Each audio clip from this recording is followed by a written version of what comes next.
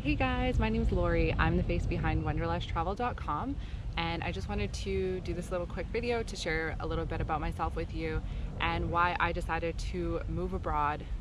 This will be the fourth time now. As I do this video, I'm currently sitting in Kensington Park in London, UK, my new home. So I originally created Wanderlushtravel.com as a personal blog for when I went abroad to Australia for 1 year and spent another 7 months living in New Zealand. I didn't do much with the blog at the time. It was kind of more as just a diary about my travels. I really had no idea what I was doing. But upon coming back to Toronto, Canada, I realized that I was just in love with traveling. It was a huge passion of mine, and I wanted to take the blog to the next level. Now that I've decided to move abroad again, I really decided that I kind of want to have the blog focus as more as a place where people can also come for tips on what it's like living abroad.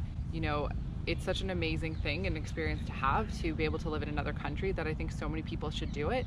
So I really want Wanderlushtravel.com to be a place where people can get that insight, and I hope to inspire people to do that. Okay, so why did I decide to move abroad again for the fourth time, and why did I pick UK? This is my second time in the UK. Originally I came on a working holiday visa, and I was only here for 3 months. Unfortunately, I was a bit naive at the time, we'll put it that way, and I wasn't very smart with my money, and I was out shopping and eating out and just enjoying myself a little too much. So I unfortunately ran out of funds and had to return back to Canada a little bit earlier than planned. So fast forward 8 years later, I'm back here again. So this time I'm here on an Ancestry Visa, which is a 5-year working visa. So a little bit more about the Ancestry Visa for the UK. It's a 5-year working visa that allows you to live and work in the country for up to 5 years. Another reason I was eligible for this visa is because I have a grandparent that was born in the UK. That is the main qualification to obtain this visa, is you do need to have a grandparent from either your mom's side or your dad's side that was born in the UK. A few documents that you need to provide in order to get the visa is you need to provide your birth certificate, your parents' birth certificate, your grandparents' birth certificate. Marriage certificates help as well.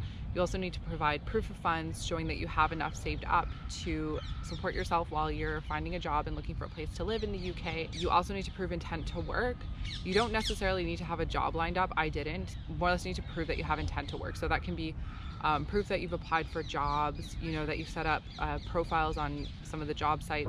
I'll leave some more information in the description below just in regards to the Ancestry Visa, as it is a bit of a process, and I found the government website to be quite vague when looking for information. So some things that I found actually very helpful. For Canadians in general, there's a Facebook group called Canadians in London, and I actually found really helpful tips from people who had gone through the process before, as well as Googling and just looking at other people's blog posts. But I will leave a bit of information down below, as well as the link to the government site if you are interested in applying for it. I honestly think if you have the opportunity and you've had a grandparent that was born in the UK, take full advantage of that, because the opportunity to come here and live and work in the UK for up to 5 years, and for all the European travel that is available at your fingertips, it's such an amazing opportunity. It's no secret, travel is a huge love of mine, and being in the UK allows for such amazing travel opportunity.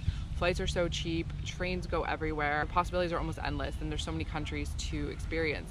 Moving to another country is never an overly easy process. It might be for some of you who are lucky, but in general I found that there's always quite a few tasks that you need to get sorted, to get set up, and feel comfortable in your new home. Before coming over, it's always a good idea to have where you're going to be staying sorted out, whether that's with friends, a family member, a hotel, Airbnb.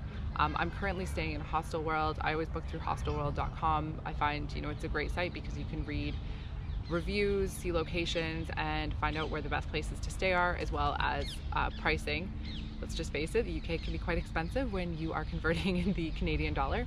Some other things to get sorted is setting up banking, looking for a doctor, for your healthcare, as you are eligible for the NHS, since that's something that you have paid for. Another thing to get set up is your telephone or your mobile. It's always good to come with a phone that's unlocked, so you can just kind of get set up with a SIM card.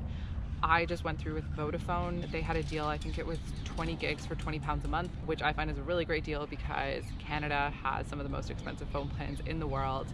And coming to a new country as well, I find I've been using a ton of data, especially with maps, Google Maps, trying to figure out where I'm going and getting around. Transportation is another thing you want to look at. Here in London, they have the tube, so you get an Oyster card. I decided to go on a monthly pass between zone 1 and 3, just because for the first month I know that I'm going to be traveling around a lot while I'm viewing places, and also hopefully, fingers crossed soon, be going for a lot of job interviews. That was about £160 to get set up with. Another thing to get sorted is finding a flat share. This can be a pretty daunting process as well, but there are so many websites, Facebook groups, all different kinds of places you can look to help the process go a lot more easily and find the perfect place. One of my favorite ones to use is Spare Room. You can create a profile and search different locations where you want to live. Another one you can use is Gumtree to find different rooms. And like I said, there's also a bunch of different Facebook groups. When you arrive in your new country, you're probably also going to want to be looking for a job. Here in London, I found some of the best places to look. As a working professional, I have experience in offices doing event planning back in Canada. I found one of the best sites to use is Indeed, as well as LinkedIn is really great for doing different job searches. Now, if you're looking for something quite quickly, then maybe going through a temp agency or recruitment company might be your best bet.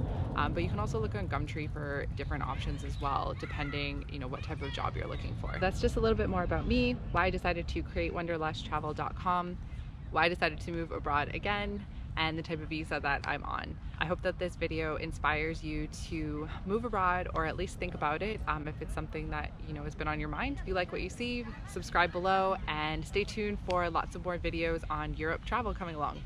Thanks for watching. Bye.